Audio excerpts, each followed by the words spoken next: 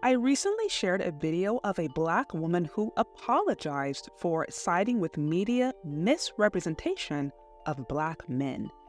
She admitted that she fell into the propaganda and believed they were abandoning Black women by voting for Trump.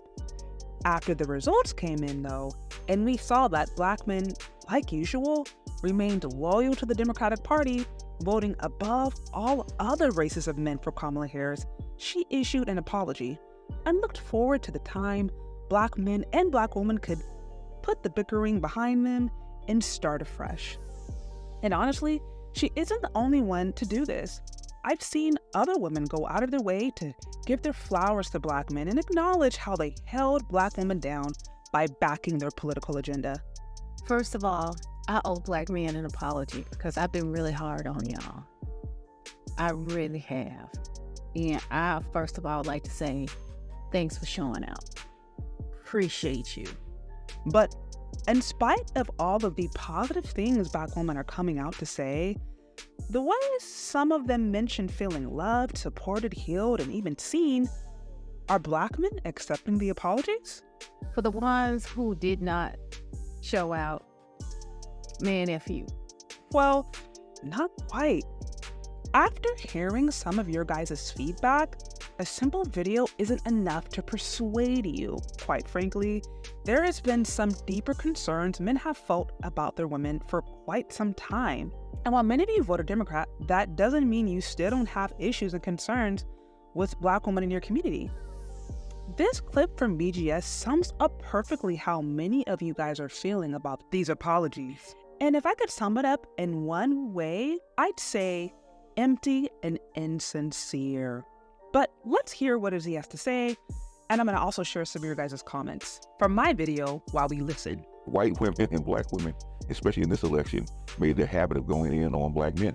The betrayal of 300 years of slavery and Jim Crow, and then to be betrayed, it was my word, 63, 64 with Pauli Murray, basically siding with white women and putting white women in civil rights and allowing them to get the affirmative action just so that Black men wouldn't get it because they didn't want Black men over them, right, in the family. And Black women have been on this tip since 1750, and then 1850 with Sojourner Truth. They have been coding up with white women forever. White women code up with their men because of race, because of their own self-interest over other groups. And guess who doesn't code up with their men? It's Black women. Black women don't code up with their men. Black women code up with themselves. Would I forgive Black women for the betrayal? I told him no. I said I can't forgive them for the betrayal. I can't code back with them and build and on the wholesale scale without some severe contrition. Cheating is one thing, betrayal is another, in this political sense, in this social sense, and in this economic sense, as far as Black men, especially for the Black Manosphere, without some severe contrition, without adopting a new contract where you have to give up a lot. They have to compete for us. Black men have options. If she don't earn it, don't give it to her. It goes down to the apology feeling insincere. If we were saying as Black women that we feel loved because Black men took care of us and did what we wanted them to do, well, the question is from Black men, well, do you see us? Do you care about our political agenda? Are you even aware of it? Are you aware of our needs and our issues? Or do you simply want us for your vote, but don't need us for anything else?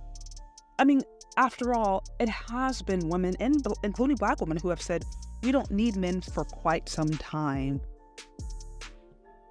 Now, in a book from Dr. Tizon Johnson, he breaks down multiple governmental programs that have benefited women, minorities, even Black women, but could not name one program that was solely for Black men.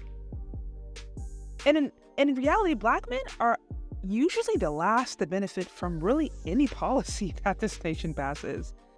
And the few times when Black men actually did have a chance for advocacy or programs that directly address their needs, it was usually opposed by Black women.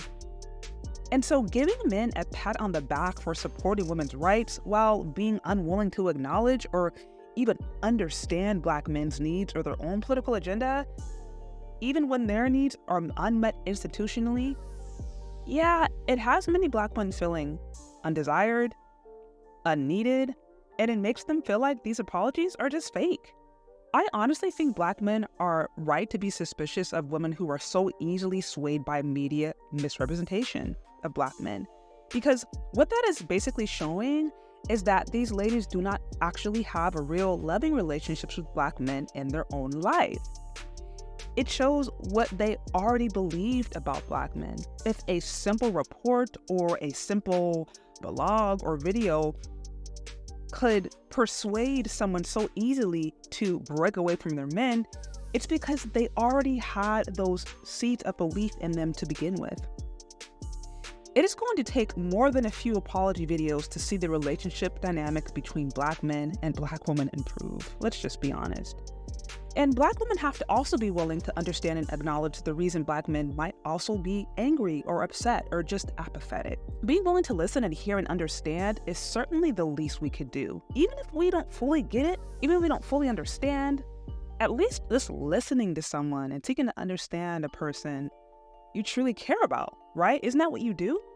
Look, patting men on the head for staying in line and supporting our cause while making no effort to understand their needs and their causes and their political agenda, it does come off as insincere. And while I am the first to acknowledge that Black men have plenty of work to do in the Black community in America, when it comes to restoration, Black women also play a role. And we must also show that the community is worth saving. And that comes down to being inspirational and not confrontational and interrogative.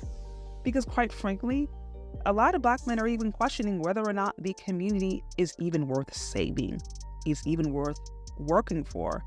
And again, that goes back to feeling undesired, unmet, and disrespected. Men and women are actually a gift to one another when we know how to get along and understand our God-given roles.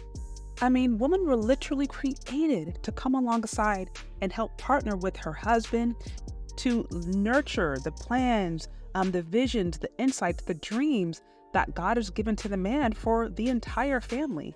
It's not supposed to be a competition. It's not supposed to be he's going his own way, she's going their own way. It's when men and women work together and they are in God's covenant, they actually do beautiful things. They do things that produce legacy. But unfortunately, so few people have an idea of what that actually looks like. But we're supposed to be a gift to one another. Women are actually supposed to be a gift to a man and a safe place for him to nurture his seed. Not only for children, but ultimately the bigger vision and dream that he has for his life. He's not supposed to be trying to fight his entire life and getting over the complexities and the trauma and the horrors that he experienced from his mother or his wife or the different women, and vice versa. Women aren't supposed to spend their entire life trying to get over the traumas they experienced from their daddy, okay? Or their ex-boyfriend or the baby daddy or whoever. Like, that was never God's intended plan. So I wanted to be very clear that what's going on now is not necessarily normal. It's actually quite dysfunctional. It has nothing to do with how God created us to be, but there is actually a better way, and there is another option by which people can relate, but that would actually require change. And I think certainly for a woman, it would be at the very least having the willingness to understand, to listen, and then to make adjustments where we recognize where we're wrong. Nobody's saying men aren't wrong. Men have their own issues and have their own challenges that they have to hash out between themselves, but they have to first be inspired to fix something. And if women on their end have said and are saying that they don't need men, they don't desire a community, then how can they be expected to wait around for something that you've articulated you don't desire and you don't even want? But to get anywhere close to this depiction, it first starts with honesty, humility, and the willingness to acknowledge wrong and back it up by some action. And will that happen? What do you think? Let me know down in the comment section. Also, be sure to like, share, subscribe. Check me out on Patreon if you haven't already. Also, be sure to become a channel member where we have other exclusive content you won't find anywhere else. And be sure to check out my new kids book where I talk about Black hair and teaching young girls to love and embrace the hair that God has given them. Thank you so much for listening if you've gotten this far, and we'll talk later. Bye. I'm really excited to announce my new kids book, Aisha Learns to Love Her Hair. Aisha's hair is stunning, but she struggles to see its beauty. Through encouragement and wisdom from Grandma Lily, Aisha learns powerful lessons about self-acceptance. Aisha's journey is a heartwarming tale of family, culture, and confidence. Share her magical journey with your little loved one today, available for purchase.